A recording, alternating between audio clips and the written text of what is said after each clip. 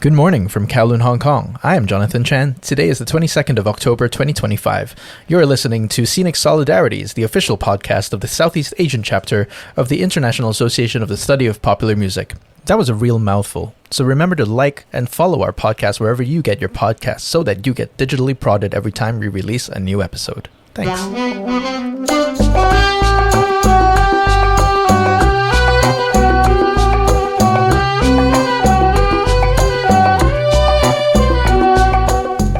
We have a real treat for you this episode, but before that, we also have some great news. Our podcast is now on Spotify, Apple, and I believe if we're doing this right, wherever else you also get your podcast from. Today is the first episode of what I hope will become a podcast series called Maybe Papers, which essentially will feature our members' original research presentations given at our conference, but in an audio-only format. This specific presentation was given by Krina, Cayabyab, and Les the DJ on the first day of the 2024 conference at Bangkok, which featured a hybrid format where Krina's presentation was interspliced with music examples spun live by Les the DJ. Krina is a doctoral student at the Rice School of Music at the University of Edinburgh. Les is a DJ with 20 years of experience based in Washington, D.C., and their presentation is titled Tracing a Record Economy, Cover Version Flows in Southeast Asia Pre-1990. Roll the tape.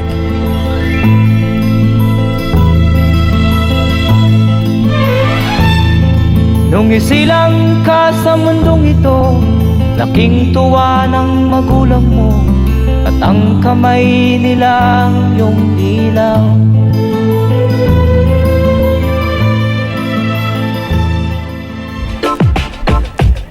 Nung isilang ka sa mundong ito, laking tuwa ng magulang mo, at ang kamay nila ang iyong ilaw.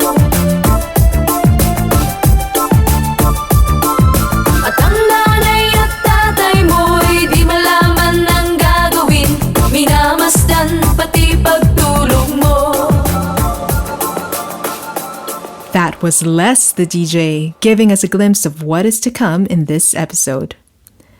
Aside from being the most top-selling record from the Philippines since 1978, Anak by Freddy Aguilar has also been the most covered Filipino song by various artists worldwide, interpreted into at least 25 languages since then. The last one you heard was Crystal from Thailand. In this episode, we talk about the flows and traces of cover versions in Southeast Asia before 1990. We draw on how P.D. Magnus defines a cover, as it was initially used in the 1950s Anglo-American record industry to refer to a, quote, recording that stands in relation to an earlier recording, unquote. This earlier recording is considered by a community or a group as the original. Now, these are slippery terms to use, especially when people hear, use, or play a song in different circumstances, places, and times. Putting together these considerations, Les the DJ and I explore the production and circulation of cover songs as a record economy made by cultural connections, transnational mobilities, and identity histories. In the context of Southeast Asia, this creative practice also lets us think about how nations after the Second World War built their commercial recording industries with and without the sanctions of the dominant industries of the US and the UK. The primary question of domestic record businesses would have, of course, been, what songs would sell? How can doing tried and tested pop record repertoire be profitable? So, there were at least 4 potential approaches for record businesses to gain profit by making cover records. First, acquire the license to legally issue foreign copyrighted records. Second, make pressings without licenses, duplicating by making a new master disc from a commercially issued vinyl original, US or European pressing. Third, re-record the song using domestic musicians as exactly as possible to the earlier one. Or fourth, record a cover intentionally or unintentionally managing to sound different and create a new, more clearly Pinoy set of meanings around that recording. Today, Les the DJ and I will explore how the third and fourth options came into fruition. The piracy business in the Philippines was effectively an alternative pop music economy, an informal sector existing beyond the control of Western music corporations. The Philippines, Taiwan, Singapore, Malaysia, Hong Kong, and Thailand had backroom plants or large illegal reproduction sites, according to music journalist Luis Maria Trinidad in 1965. These countries were significant markets for large-scale manufacturing of unlicensed copies of American recordings. Avoiding this, enterprising local businesses continued the production and sale of local re-recordings well into the 1960s. As a caveat before continuing, Krina and I began by tracing cover flows from historical and oral accounts in the Philippines.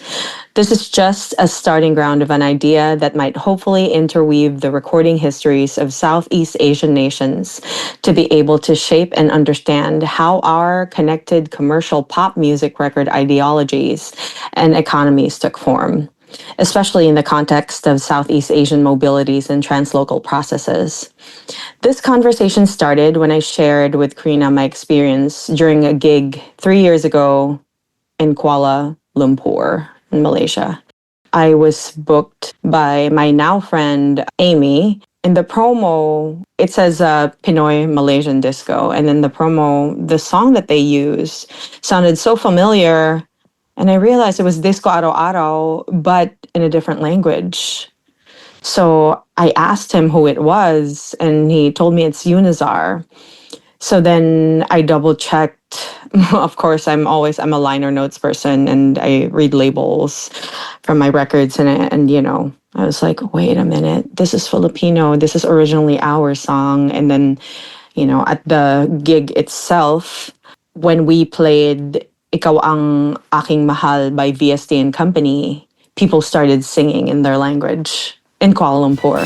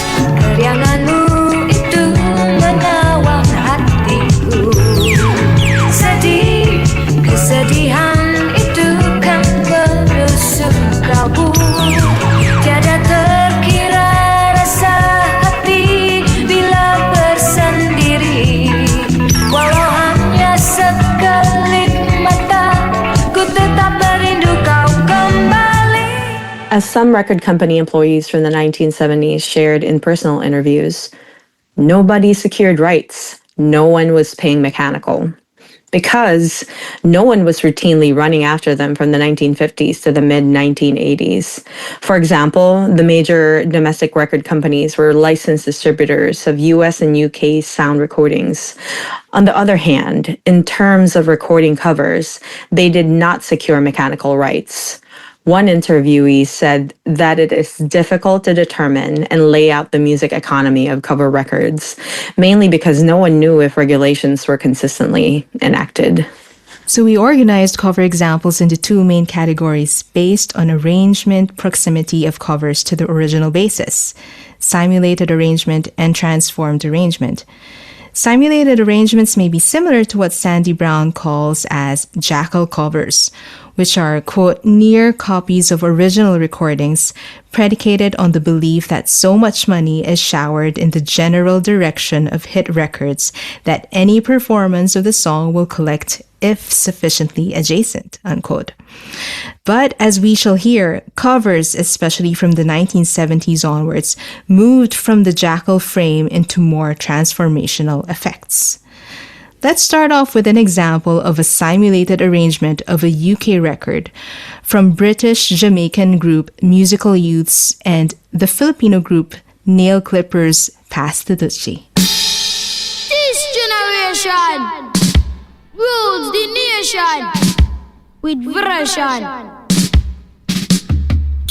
Music and the food of love. Songs to really make you rub and scrub. Bang bang bang bang bang bang bang bang bang. I say, pass the dutchie on the left hand side. Pass the dutchie on the left hand side. It a go bun. Give me the music, make me jump and pump. It a go done. Give me the music, make me rock inna the It was a cool and lonely, breezy afternoon. How does it feel when you got no food? I got to feel it 'cause it was a month of June. How does it feel when you got no food? So I left my gate and went out for a walk. How does it feel when you got no food? As I passed the dead last camp, I heard them say, how does it feel when you got Now, when we checked the video on YouTube, a lot of the listeners identified Nail Clippers' version as the original version. Now, this is a usual effect, especially if we think of recordings as an oral tradition boosted by commercialization and movements of people and technology.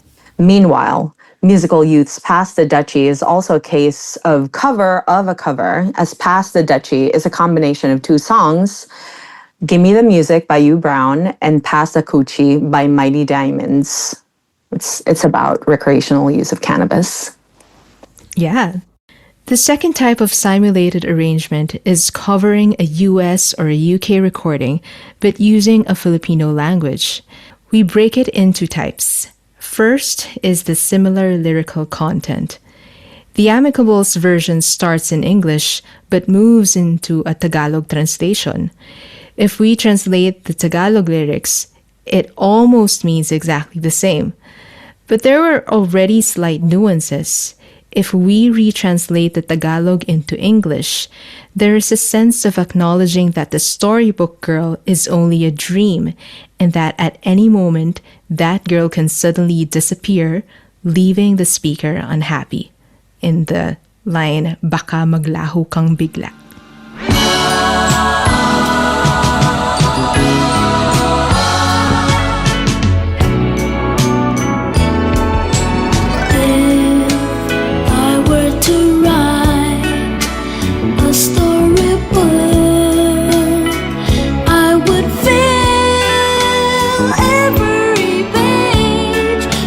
sweet things you say when we're together. Parang Romeo at Juliet nang magkita'y nag-click agad. Tunay na nagmamahalan, laging magsasama.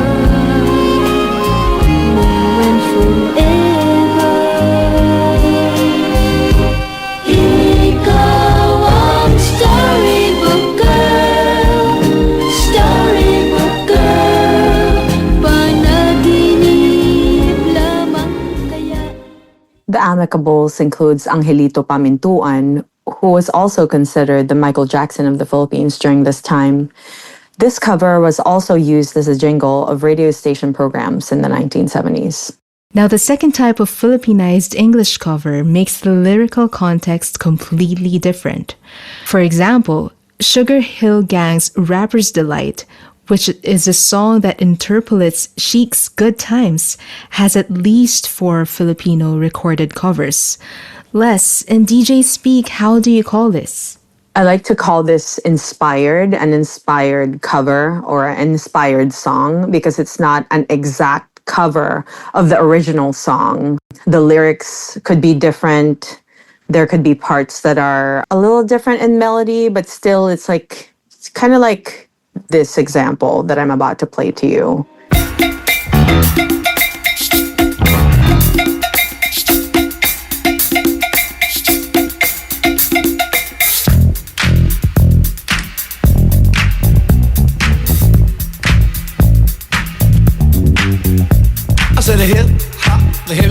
Hip to the hip, hip hopper, you don't stop the rocker to the bang bang boogie. Say up jump the boogie to the rhythm of the boogie to beat. Now what you hear is not a test, I'm rapping to the beat. And me, the groove, and my friends are gonna try to move your feet.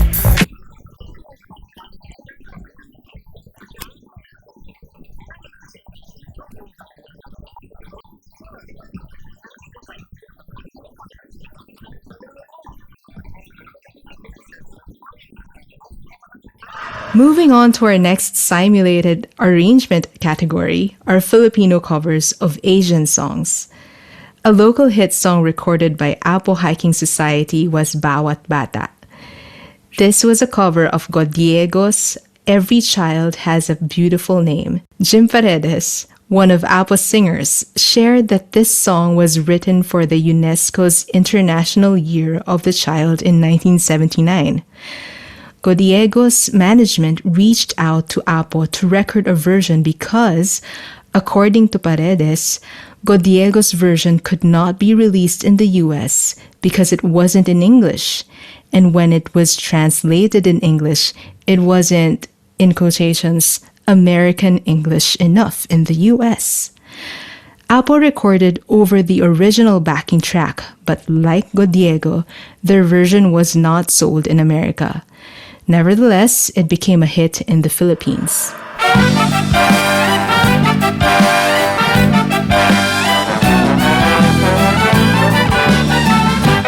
Child of mine, what a beautiful name. A beautiful name, what a beautiful name. We grow and change, but we're all the same. As people still, we're all the same. Every little child can laugh and sing in a song. The song will be heard by everyone. Mahirap man o may kaya, maputi kayo manggi. At kahit anong manguri ka pa, sa'yo mundo magbata ka. Ang bawat bata sa ating mundo ay may pangalan, may karapatan. Tumatanda ngunit bata pa rin ang bawat tao sa ating mundo. Now in reverse, just like the disco tune I played earlier, the Malaysian band Alley Cats made a cover of the Filipino band VST and Company's Magsayawan. It is in recordings like this where the recording artists and even composers of the songs were not aware that their songs were being covered. As described by an interviewee, it is possible that the agreements were made between the local and Southeast Asian record companies. In the late 1980s and onwards, when international copyright was being more regionally regulated, heads of Southeast Asian major label branches would discuss what hit songs of their respective countries can be covered or promoted by their Southeast Asian counterparts. We're not sure if this practice already operated in the following records, but more often than not, the arrangers and artists involved in the original recordings were not aware that the covers were made.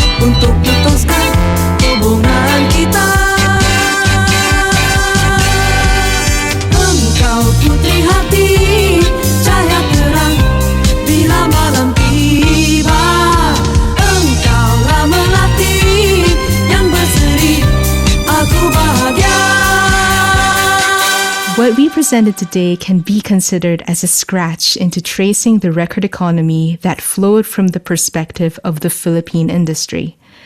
There are many future directions this can take, primarily including conducting research collaborations, not only with academic researchers, but more importantly with DJs and record collectors such as Les the DJ, recording artists that may speak about their lived experiences, and really seek out both the major and independent record company owners. We do hope we can learn about what some of you know about this Southeast Asian cover music economy after this episode. We hope to uncover the hidden and entangled negotiations involved in Southeast Asian record making amidst international copyright laws that could not be easily applied to our part of the world back then. And one significant effect of making covers was actually strengthening the capacities of Southeast Asian songwriting cultures and record industries. But that's for another episode. So for now, we leave you with this tune because we have a lot of work to do. But in Tagalog, it's actually inggit lang sila, kind of owning it. In English, it means they're just jealous.